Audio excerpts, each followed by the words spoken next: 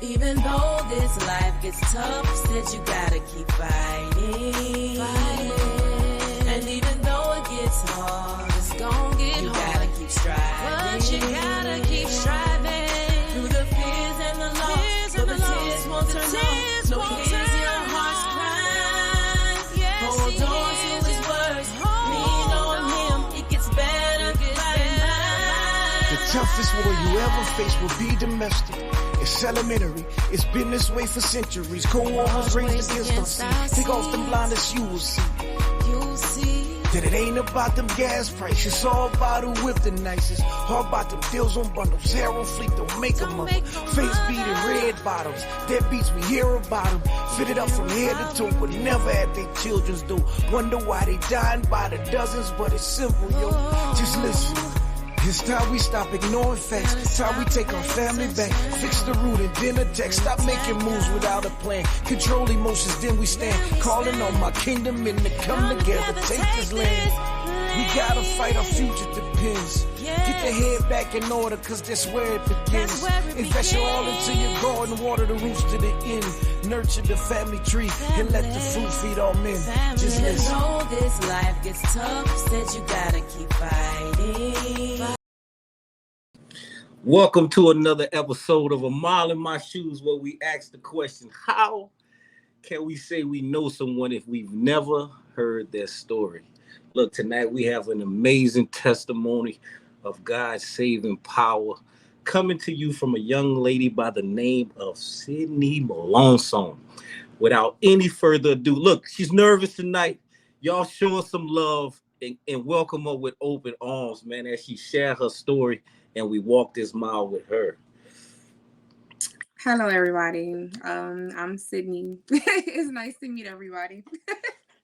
Look, the people, I already warned them that you're nervous. Look, there's nothing to be nervous about. Look, take your time. Look, okay. Tell them who you are, where you're from, and just tell them the story in detail of what took place on that day. Well, I'm from a little town called Sunset, Louisiana, which is not too far from Lafayette. I've been here all my life. I've been doing traveling and stuff from time to time. But after the accident, of course, I took a break. And I'm sorry, I'm trying to articulate my words. I took a break and just focused on, I guess, what I needed to fix in my life, because up until that point, I was moving too fast. You know, yeah. I was drowning myself in depression, anxiety, and everything, and people that's close to me kept dying and stuff. So I was a drinker, I was a smoker, you know, I was following into the wrong path, I guess. So my accident happened 2.5 years ago on February 11th of 2021.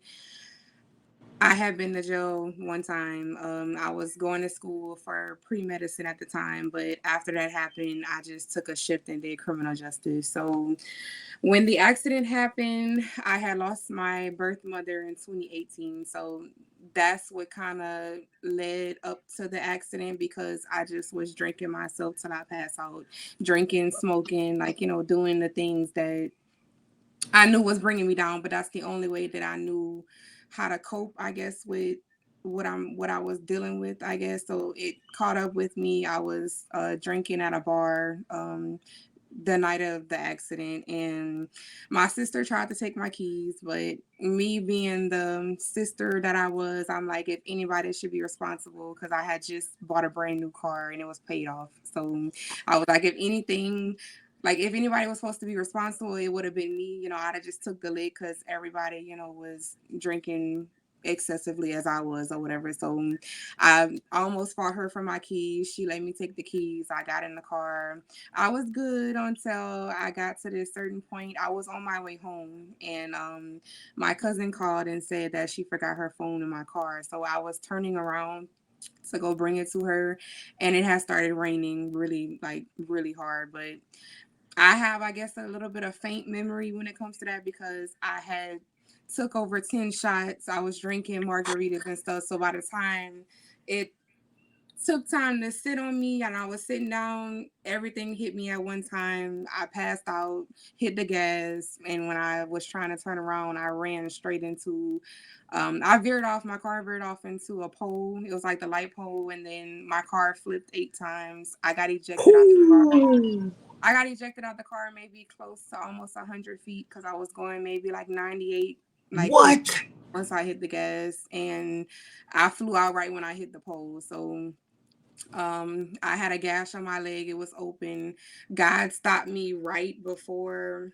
It was like a little small bridge, maybe. So like, I flew so far. I flew up until there, like right before this big canal. It's like a big gully. So if I would have went any faster, I probably would have been, definitely going because I couldn't swim. I wasn't comprehensive or anything. Right. Do anything for myself, and it just so happened that two guys seen me messed up at the gas station prior to me getting into the accident, so they followed me because they seen that I wasn't okay. And when they seen the whole accident happen, so the little clip that I had sent you, that was like just a piece of it, but I wasn't ready to, I guess, show the world because I was stripped from my clothing and everything. So like I Right. was really just laying there, like I was basically a dead body. So by the time the people got to me, they had called the cops and they're like, "We got to get her out of here because my car was about to blow up." So just, I guess the guy made it to where like my car called my parents during that time, and they heard the conversation. They knew something was wrong, but they was trying to call my sister like, "Okay, what's going on? Have you talked to Sydney, this, that, and the third?" But they couldn't hear me. So my mom was yelling. She was like, "Sydney, Sydney," nobody, no response or whatever. My phone was in the car. So when the people got there, soon as they got there and tried to cover me up and stuff and try to work on me, I died. So they had to resuscitate me at the scene. They resuscitated me. So when they put me in the ambulance to transport me to the hospital, that was literally down the road. I was like maybe less than 5 minutes down the road. I flatlined again right when I went to the, like, got into the emergency room. So Twice. I died twice. So during that time, they contacted my parents. I guess they were waiting up because they heard what happened. Well, a partial what happened. They heard my car, flipping everything. So the chaplain called and they were like, "Well, this is about your daughter, Sydney. I need y'all to, come to the hospital." They didn't want to let her know exactly what was going on, but when the chaplain calls, it's usually not a good sign at all. Right. So they got to the hospital around like maybe 3, 4 o'clock in the morning. They couldn't really tell them anything, so they just fixed me up. Like they sewed my leg back together and stuff. I did have a broken, my left leg was broken, but it was like my ACL, PCL, PLC, my ligaments and tendons. But they didn't find that until 6 months after I left the hospital. So during that time, I was on a ventilator.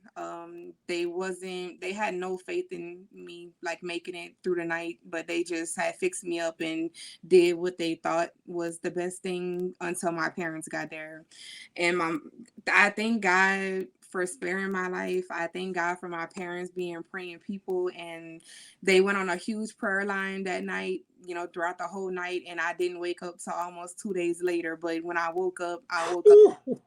I woke up fully functional. Like I woke up trying to talk, trying to get out the bed, trying to see like what happened to me. Like I knew it was something bad, but I guess like the first memory I did have was like, okay, what happened? Because this is where I was, and where's my sister? Like that was the person that I recall being with, and like, where is she? Like, is she okay? Because I didn't care about nothing else. Like, I just was like just what happened. Like I'm awake, I'm functional. Like y'all don't have to run no extra tests, and they're just looking at me like, "Oh my God, you're alive."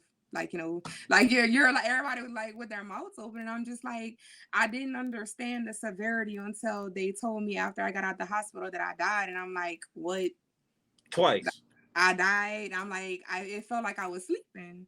Like, so I was like, it was just pitch blackness, and maybe it was because I was, had a lot of alcohol in my system, and then on top of the medicine they had to give me Valium and everything to subside the pains that I probably would have felt when I woke up. But it just felt like I just had surgery, like a typical waking up from some anesthesia or something. But I was trying to rip the ventilator out of my mouth because I'm like, I'm done. Like I can Lord have breathe, mercy. and everything. But they're like, we have to, test you out, make sure that you're okay, make sure that you don't forget how to breathe. But I'm like, I'm good. Like, but I never really fully understood what God had done for me until I seen how it affected everybody around me, So that's whenever I took this step back, like, okay, I can't drink no more, can't smoke no more. I can't live like this because I shouldn't have made it out that accident. Like I shouldn't have made it out. I'm trying to upload these. I'm trying to upload the pictures. That's why you see me keep I looking shouldn't down. have made it out. But I was like, it did take a couple of months to process really, but I never heard the end of it from my family. Like everybody was just crying and just thankful that I made it and I was alive and I didn't have they said I didn't have no brain injury, no concussion, no nothing. And I flew almost 100 feet. I was still trying to wrap my head around it, I guess, because I was like, I've been in a few accidents, but it was never like to that extent. Like the severity of it was like, how did I even make it out? And the only answer I have for that is God. Like, Ooh, look, the picture is small, but yeah. I have the picture posted. Let me see if I can remove myself. So there we go, man. I want them to see. If y'all go back and look at these pictures from this accident, man. But God, man. That's really the only thing I can say. And it's like it's a lot of people do make mistakes in life, but you can't let those mistakes define the person that you are and everything. So I did beat myself up about it a lot because I Yeah, knew better, but I wasn't getting the proper help that I needed. Like I felt like I couldn't talk to the people that I did love, because I guess like how other people grew up, it's like they can only be there for you to a certain extent because this is what they were taught. So yeah, I just felt like I could only go to certain people to a certain extent. So it's like I was trying to deal and cope with the issues and the trauma from my childhood and everything all in one, all by myself. And it was like eating me up inside because me and my mom, like we didn't have the best relationship, but I still loved her anyways.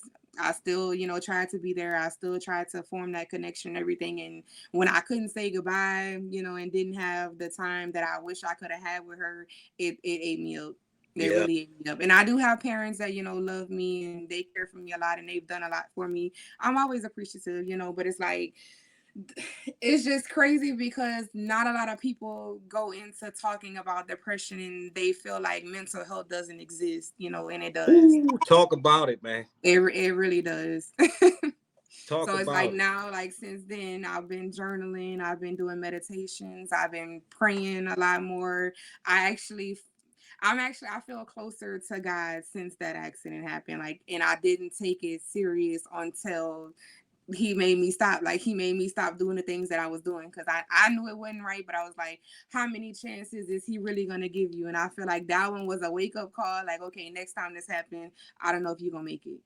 Well, Yeah, sorry, you're not gonna make it because I spared your life one time. Okay, if you don't get it through your head the next time, then that's yeah. what it is. But like it really opened my eyes to a lot of things. God is real, death is real. Like is one day you're here, the next minute you're not. She It was really. asking about what was happening to make you drink, but I think she said it before you explained about the Oh losing yeah, of your my mom and birth mother had died of cancer, and it was like a sudden cancer that just hit her from stage 2 to stage 4, and I didn't really have that much time, with her or whatever. So, and I guess it's a lot more to it, like with my past trauma and past history and I can go on and on about my situations and stuff because I'm also a domestic violence, survivor because I've had yeah, to fend for my life and everything also. So it's like a lot of those things tallied up and balled up to that one point where I was just okay. I used to drink for years and I'm like I would drink that heavy, but it's like I was okay. Like you're always okay until you're not. So like that's yeah, just happened in that moment. yeah. So So it's like you've survived a yeah. lot. Oh yeah, it's been a heck of a ride. You survived a lot. Right.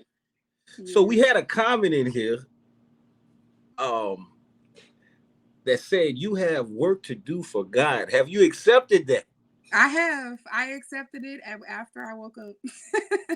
Look, After, because I'm like, man, he's really dying not. twice. Yeah. And it's because I was Twice. losing. I guess because I was losing a lot of blood and everything, and my alcohol level was 0.250, which is the death or coma, like coma or death. So they had to medically induce me into a coma so that I wouldn't feel the trauma, or like maybe my nerves will shoot up because of the severity of the situation and the trauma that I had experienced. Because I can't really tell you exactly what I saw because I was heavily medicated and everything, but I'm pretty sure if they wouldn't have done that and I would have came back, and I probably would have seen something far more, Yeah.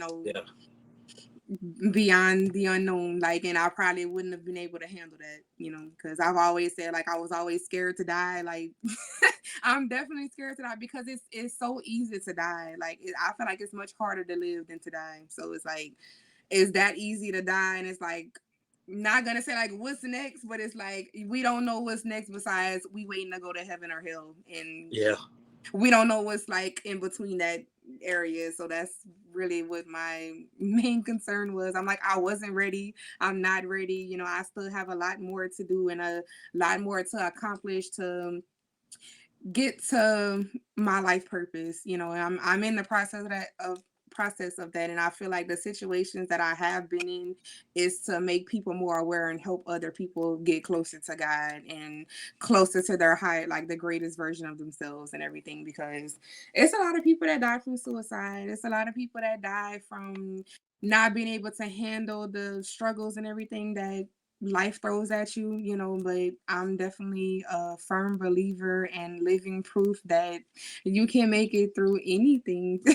Anything that you put your mind to. If you think that you can't do it, all you have to do is pray for the guidance and the strength and the courage, and with God you can move mountains. Like, I didn't move a lot of things. I didn't have a lot of accomplishments. I'm still accomplishing things, which is why I can do this interview today, Yeah. because I wasn't ready before. I kept pushing the day back. But I'm like, I'm not ready. Like, God was just saying, like, not now, not now, because I have a lot of other stuff that I'm dealing with, Yeah. and battling with. So it's like, I feel like now is the right time. And I think this can push me further into my life purpose and the path that I'm really supposed to be in. You did it, man. Yeah. I You just did it.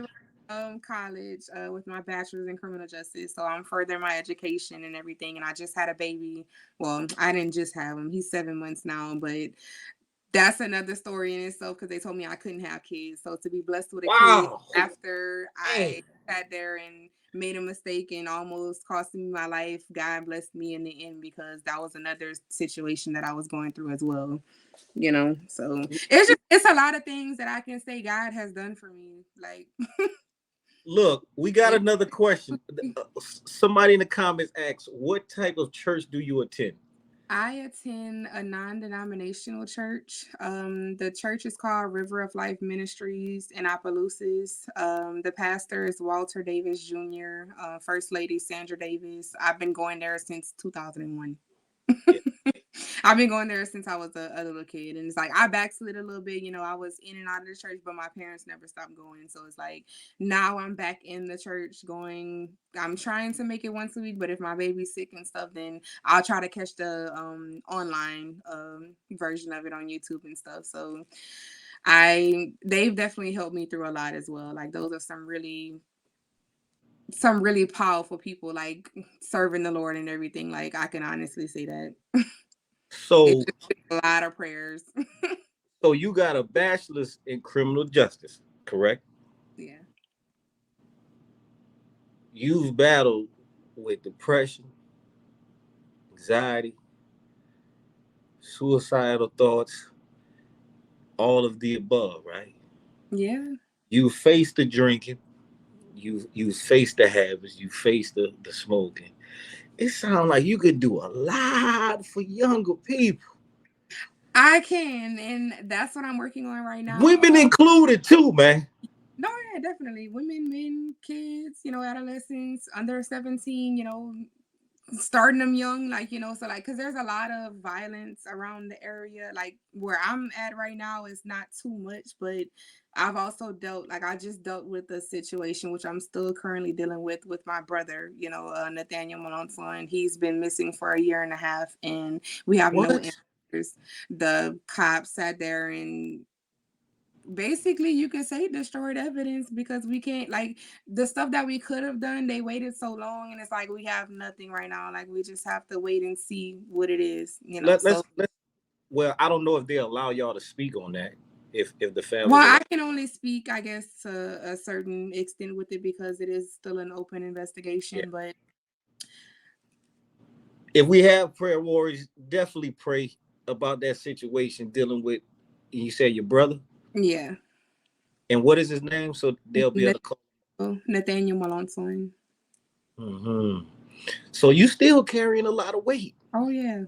Look, Hmm. every day, but it's like I stay prayed up. I stay thanking God for the where I'm at in my life right now and where he's Yeah. about to take me. Like I'm always grateful for the little stuff so that I can continuously stay blessed and continuously to stay uplifted and everything because I'm human. I cry, I get angry, We all do. at certain things that I feel like shouldn't be, but everything does happen for a reason and things are the way they are for a reason. So like you can't question God, So all I can ask for is just patience and perseverance and the courage to stay, uplifted to keep moving on because without that, without God in your life, you're not gonna make it. Right. I don't care. Look, I don't care what nobody says. You're not gonna make it because it's like a lot of things can get thrown at you, and guess what? It's gonna feel like it's just straight bullets, like, and you're gonna feel like, oh, I can't get a break. It feel like I can't get a break. Am I ever gonna be able to stay above water? Like, and that's where Yeah. people will gonna either break or you gonna make it. Look, those are real feelings, man. Yeah. And look, the strongest of the strongest of the strongest have them. Those are No, real that's serious feelings. And look, I never think somebody is weak when they go through that because I look, I have a strong relationship with God, and when those blows start coming, it, look, it, it don't stop. I know the exactly devil, what you're talking devil, about. he be busy. Like he definitely is busy, but it's like you gotta stay prayed up to make it through that. So let's go to this portion of it. Let's start practicing now. You in front of a crowd of young ladies who have battled those things. And look, y'all can ask comments. I want y'all to imagine in the audience that y'all the young ladies, the teens that she's talking to where y'all can give us some questions because we gonna help her walk this purpose out tonight, man. So if you was speaking to the younger generation, say you in the auditorium with the young ladies at the school, what would you speak to them that may be entering into that stage of where they want to start veering off because of the weights that they dealing with? They getting into the party and the young men and the going out to the club. What would you speak to them? It is okay to want to live your life, and do what you want to do, but every action has consequences, and depending on the severity of those actions, you just never know what life is gonna throw to you next. So like I would say don't be in a rush to grow up because Mm, once you do it, feel like once you make 18, it's like you're almost 30, like in the blink of an eye. So I feel like if I wish I could go back, to my teen self and change a few things, but I mean yeah. I wouldn't be the person I am today either. So I would just say make minimal mistakes, get a big like a bigger relationship with God. And for those, I feel like growing up, a lot of people, not saying that they wasn't like that close to God, but like it was like they just wasn't worried about him. They just thought about like living life, partying, drinking, doing whatever you want to do until they meet these major obstacles and stuff, and then that's the only person you can call on, because 9 times out of 10 their parent, it starts all within the household, like your parents and stuff and how they were raised. So it's like, if they don't know God, then how can you expect your kids to know God, Yeah. and everything. So with the guys, I can honestly say love yourself first, because that is gonna come a time where you may feel like, okay, why, like, I wish he would love me more. Like, what do I have to do to make this man do this or make this boy do this? And you honestly, if they don't love the person you are, or like love what you do, or elevate what you, motivate you to do the right thing, I wouldn't even go for them, because there's so many men, so many boys out here that serve God, that sit there and are on the right path, that will appreciate you, that will respect you, that will love you the way that you're supposed to be, and just never tolerate the disrespect, the abuse, none of that, because it's not worth it. Like, it could result in your life ending, or Yeah. a bad mistake that you can't take back. Now, speaking of the domestic violence part of it, what advice would you give the young ladies that may be dealing with that? For the early ones that it probably just happened, and maybe happened once or twice, get out while you can, because you may like probably like make the excuses or whatever, and one might turn into 10, and then 15, and then the abuse might get more severe, and Yeah. just get out while you can. There's always somebody to help. There's phone lines. There's, okay, if you go to the store, I'm sure that you might go to the store by yourself or whatever. Leave then. Like, I would take it and just like pack up and leave. Like, don't take it. Like, the materialistic stuff, I guess, is replaceable. Your life isn't. Your kids' life isn't. Like, so to do what's best for you and to have the safety for you, and if they have kids and stuff, get out while you can. For the ones that have been going through it, for years and years, and they feel like they don't have a way out, there's always a way out. There's always, like, the man has to go to work, one day, or like he has to, like, you can make it out, like. Tell me this. Now, this is me asking the question because I want to pick your brain. Uh, what goes on in the mind? And this is where I want to, like I said, pick your brain. What goes on in the mind? Because I know it's going to be many women who may watch this who deal with domestic abuse. What goes on when that takes place that causes a woman to be like, no, I'm gonna stay. No, it ain't that bad. Like, because I'm a man, so I don't know how that works. How does that work mentally? So depending on how the relationship was formed, maybe they haven't always been abusive and stuff. People, men and women, they tend to fall in love with the person that they used to know, and like until the spirit tackles on and they start doing the red flags and stuff. So once you are probably heavily in love with somebody, or like you in love with this person, so no matter what they do, this person is still inside of them. So I'm gonna continue to try to make it work, try to sit there and Mm. and I feel like that's where a lot of women are thinking, like, or if like it may not be that bad, because depending on the severity, they're like, if I leave, he's gonna kill me, or if I leave, they might send somebody and find out where I'm at and stuff. But it is ways to go around it. Like, it's always the way out. It's a lot of situations. You speaking the truth, man. It that can be extremely scary. No, You it you it, wit- it you definitely. witness you witness it all the time when women try to leave some of these brothers, and then they end up taking the lives of the woman and themselves. Man, Yeah. it's serious, man. Tell me this. I got another question. Look, I pick you. What are some of those red flags? What are Whew. those red flags that kind of catch you where you like, whoa, that ain't normal. It could be verbal abuse at first. They might say certain things, like certain gestures or something they might make, or start talking like disrespectfully a little bit, and it's like from what a woman allows from that point on is how far they're gonna take it, Mm, because it can be simple as shut up, or like, nobody talking to you, talk when you told, or I'm the man of the house, I make the rules, or I'm the breadwinner, so it's whatever I say go, yeah. We got a like comment says, I've heard many blame themselves for being abused. Have you ever had to deal with that? no.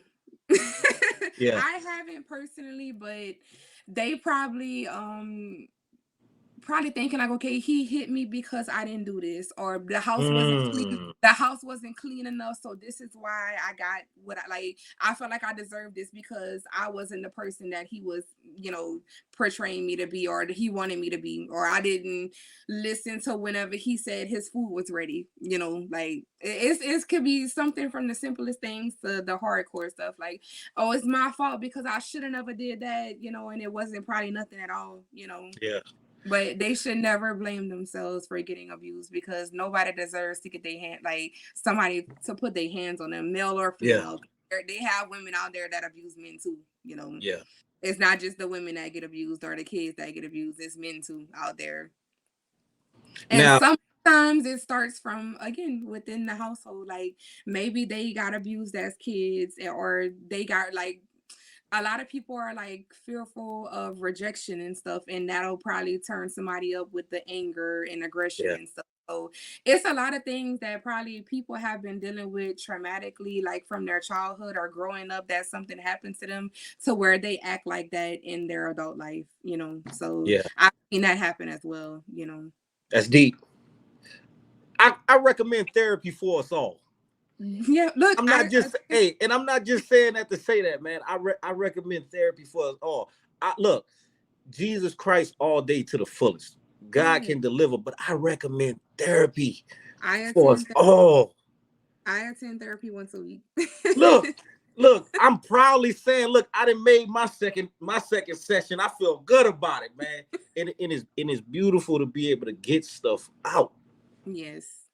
So There's I there's recommend it. somebody out there to listen to you, and even if you do have to go, it would be nice to go to somebody that's closest to you, that you love and everything. But sometimes they just don't have the words for you. So go, like I find going to like a complete stranger, or like somebody who can get a raw and uncut version of exactly how this went down and can give me their personal opinion on it. I find that better because I can be myself. You know, Non-biased. cause growing up, like for me, I could have always talked to my parents and stuff, but like certain things, because their parents didn't believe in the mental health illnesses and everything, that they feel like, okay, what you crying for? Like, why are you so sad? Like, you have to get over it. But it's okay to acknowledge that you have these types of feelings and thoughts, and it's okay, it's okay to not be okay sometimes, but you have to have that reassurance, and sometimes Yeah. they can't give the reassurance because this is how they learn how to move on and live their life. They never had people to talk to and stuff, so it's like I've been trying to break those types of people out of that era, and it's like it's okay to have like feeling what you're feeling, about this. Cause like some might just brush it off and just be like, okay, it's whatever. Like I'm gonna just push it to the back burner. But that's how everything builds up, and you either be more aggressive, or the depression gets worse and everything. And then eventually you're not gonna know how to deal with that, because this is how you've been doing it, all your life. Or, Yeah. as the situations arose, you just threw it to the back, and it's never gonna go away unless you face it. We got a comment that says many men are afraid to report physical. Oh yeah. They Yeah. are afraid though, but you want to know why? Because the women that are doing the abusive, they will lie, and 9 times out of 10, the cop will always believe, you know, the woman over the man. But that's the stereotype and the hypocrisy, that was Hmm. placed on men when it came to them being abused. Because Yeah. normally you would see cases where always the man abusing the woman, but it's very rare that you'll see like the cases where the woman is abusing the man, unless like they shoot and kill him. That's Yeah. that's pretty much the only ones I've been seeing. Yeah. So I would report. like to know the numbers on that. I'm gonna have to ask my wife on that. What's the numbers on actual men who actually report It's and very, take them very serious. Yeah, I've never it's heard a man. definitely lower than the women. Right. She says, I'm going through therapy right now. It's really a big. I'm telling y'all. No, Look, I yeah. ran from it for 38 years, man. Look, look. You gotta get it done. You gotta process all that trauma, man. She says, "Yep." And many times the police don't take their report. No. And they don't, but you see, with that, that's where the change needs to come in the criminal justice system, which is why I'm in the field that I'm in, because a lot of these policemen, and I'm not going to speak for everybody, because not all cops are bad cops, or not all law enforcement is bad, but majority of them are just there to get a paycheck, or if they were bullied and stuff, they want to sit there and do it to the next person Oh, and have that badge on, yeah. because I've also dealt with the criminal injustice as well, with myself in my own situation. So I've seen it happen. Like I've Look, literally seen it look. happen I on my. commend you, but that's what we have to do instead of complaining. Like, become a part of it and change. Yeah, Do what you that, can to change. So big ups on that one, man. She said that's facts. Police don't take those reports from men serious. No, I know of situations where the women who have stabbed their boyfriends or hit them with an object and weren't taken seriously. It's the truth, man. It is the that's truth, man. So that was a good excerpt on the domestic violence. We have a mm. survivor, died twice, came back. Look, I truly believe God is going to use you in a major way. He already has. Oh Look, yeah. you opened up and you started talking. You wasn't nervous as you thought you was going to be. Well, because I don't want to not say look crazy in front of people, but like I guess that's my mental, like it was like, I guess it was like mentally messing with me, because this is something I've been wanting to do for a long Yeah, time, but haven't gotten around it because of the fear. Like, and at first I thought, like, when sharing my situation, I thought, like, in my head that people probably would have thought I was just doing it for attention, and that's the role that society plays, I guess, like yeah, on people's mental health and everything, because so they do have some rude people out there and disrespectful people yeah. out there when it comes to sharing something that you actually been through. And it's all fun and games to say all of this until you actually go through something in your life, and who are you going to turn to? Like, would you want them people to be talking about you and saying what you said to them, to you? Like, Right.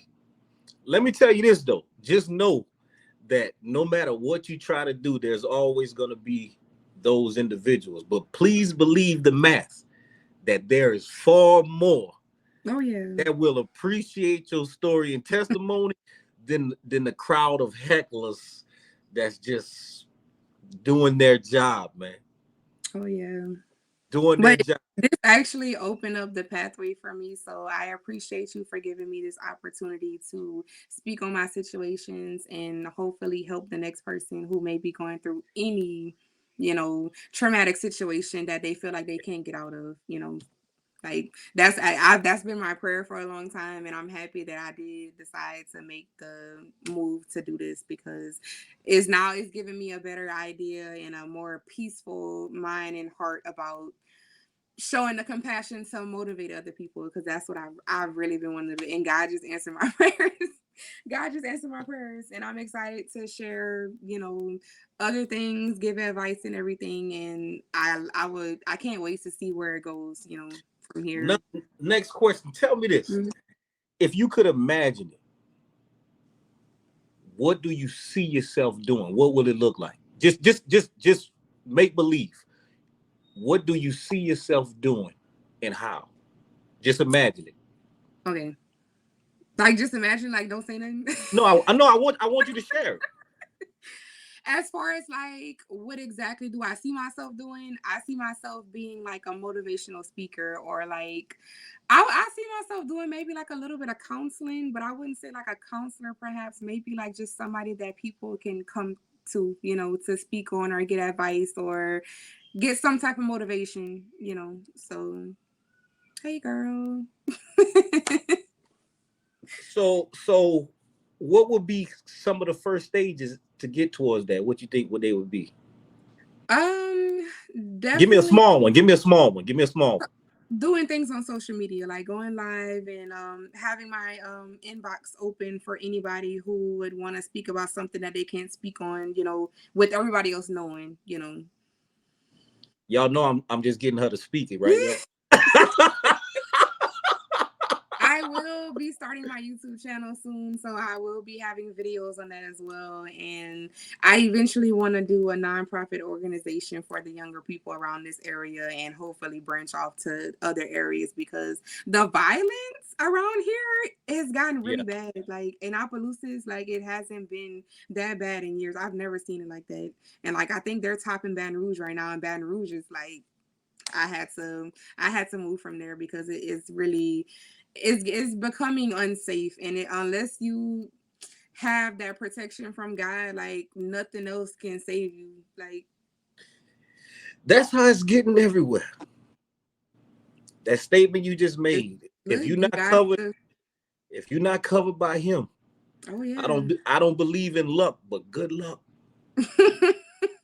If you're not covered under God, it's gonna like, get. It's getting scary, and it's like it's the younger people mainly. Like, and I'm like, where's the lessons? Like, where's the like? How did your parents like teach? Like, how did they raise you? Because like it's we've never was raised like that. So to sit there and end somebody's life so quick to say like, oh, you don't want to get in a fight, or you trying to rob somebody for what? Because you don't have what you need. Like, go get a job. It's that simple. You need help with a resume, go to school, get your GED. Like, I want to motivate those types of people, because that violence isn't okay. The guns, like always dying by a gun, is never gonna be okay for me, because like somebody killed my brother, and I will never be okay with that.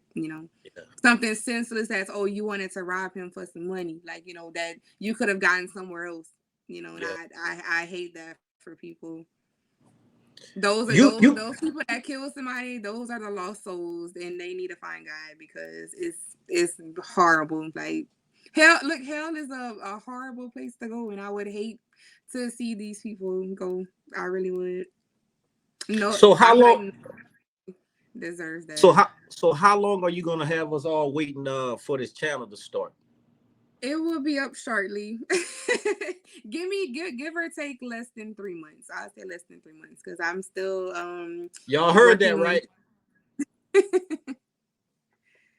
I might post my first video next month. It just depends on, I guess, where I'm at in my life and the things that need to be taken care of or met. So after that, it's a goal from there.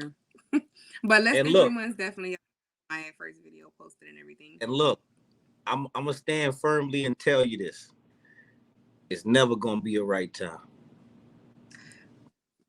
Yeah. And look, let me give you encouragement. Let me give you some encouragement. I'm gonna give you some encouragement. When God planted this in me to do this, just got in a wreck, lost my car, just had to send my kid to his mom's crib. That was a blow. My back is out. I didn't have no income coming in for the last 3 months. And all the interviews you saw was during this. When God placed it on your life to do something, just do it. I promise. Don't wait for the right time. Just do it. Because they got people. Look, they got people depending on you. Yeah. To step out and do it. Just suck it up and stop being scared, because that's really, I guess, the main thing as far as like maybe just speaking on camera and stuff. Like I have to build up the confidence, like more confidence for that, because I might just try to record myself and just freeze up and not say anything. So hey, everybody in the comments, did she do a good job tonight? I want to hear if she did a good job, man. Y'all let me know if she did a good job relaying her testimony and her story, man. Let's see what the folks have to say, man. You did an awesome job, man. Thank you. You did an awesome job, man. What y'all think, man? I was encouraged, man. You died twice, man. Good Lord Almighty. I can't tell you. Look, I've been through 8 cars, and I'm only 26. So I've been in accidents where it wasn't my fault, and I thought maybe somebody was just out to get me. Somebody hated me that much and didn't want to see me with, what I had, because I really worked hard for what I had. I've been without of a job for 4 years, so I've just been relying on faith in God, and He's been making a way every time. Look. I have it to where, like, I'm home with my son, I'm taking care of him. He's about to soon go to daycare or school, so I can do what I need to do, Look, but I'm happy I got that time at home, because the people have voted. The people have voted, and the people say you did an amazing job tonight, man. Y'all drop some hearts for Mrs. Sydney tonight as we walk this mile with her, man. Any closing statements, man? I enjoyed your testimony. Was y'all encouraged by this testimony, man? And I look forward to see what you got coming up. I'm going to be a supporter. Me and the wife going to be supporters. All of us that's on here right now, we're going to be supporters of you, and we're going to be waiting. We're going to be waiting for you. Look, I'm not going to have y'all waiting for that long. Look, we're going to hold you to it, man. We're going to hold you to it. I'm serious. Look, you got to hold on. I've been working on a book as well, so hopefully once I publish that, it will give a lot of people some more help and guidance and stuff. But this moment right here is the confirmation I needed to do what I need to do. Glory. Make the change. Glory. It's time, man. Y'all, the time is now. Look. I'm all for walking with you, but I'm like, nah, it may never come the perfect time, man. I done lived it. Sometimes you just gotta go. When God is giving you that nudge, you just gotta go. You gotta trust him. If he gave you a vision, like my mom said on here, he gonna provide everything that you need. Oh, yeah. And I promise, once you start making them steps, you'll see that everything start unfolding, man. I promise you. I promise you. Look, teacher of many things. Walk. Look, step out and trust. Look, the people ready for you. Look, I'm getting myself together real shortly. I'm gonna have it for y'all, because it's time. It's time. The time is now for me.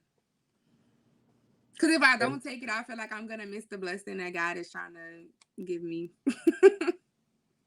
The windows, man. I'm telling you. I ain't gonna push past that though. Planting the seed. That's all. That is all. And look, we appreciate everybody that tuned in tonight. Thank y'all for listening. We appreciate you for coming on and sharing your testimony and sharing some of the experience you face. Thank you for pouring into the women, touching on that domestic violence. Look, that is an area that a lot of people have either gone through or going through right now. You touched on the trauma. You touched on counseling. Look, you touched on the wilding out stages. Look, you did a lot. You did a lot, and we appreciate it. And look, I'm gonna share this. I need everybody that's on this live right now, not only add her as a friend so y'all can wait with me, but also share this live, y'all, so we can get this testimony to many other people out there, man. We going out with a song like we always do. Again, I appreciate you for sharing with us. Thank y'all for walking a mile with Miss Sydney. Any closing remarks? Thank y'all so much for the positive comments. And I'm not only motivating people, but they're motivating me as well to follow in my God's given path and my life purpose. So I thank everybody and appreciate everybody. And I appreciate you for having me to be able to share my story and motivate other people. Yes, indeed. Look, we love y'all. Keep God first. Look, walk in your purpose, man. Walk it out, man. We all in this together, and there's no greater time than right now, y'all. Y'all have an amazing night, and keep pressing, y'all.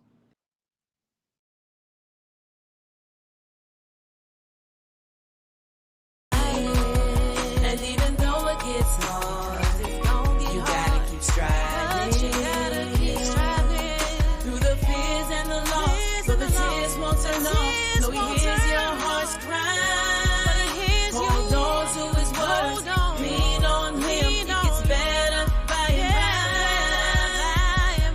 To my queens, I see y'all in a different way. It's more to y'all than posing. Posting pictures on your Facebook page. God giving power to uplift a man, to make a slave. Speak life into our dreams, or tear us down and watch us fade away. Know your position, cause you're vital to the family structure. No replacing any mother. Careful how you treating love. Elegant, heaven sent etiquette is like no other.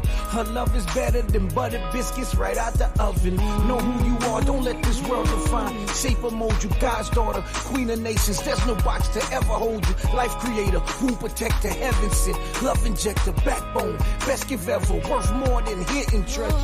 I speak life, cause this world is trying to turn you cold. Replace that heart of stone with flesh. We need your love to make us whole. Kick back your crown and hold us down. Together, we won't fold. Get back to love how God intended. Change to make this family Repeat it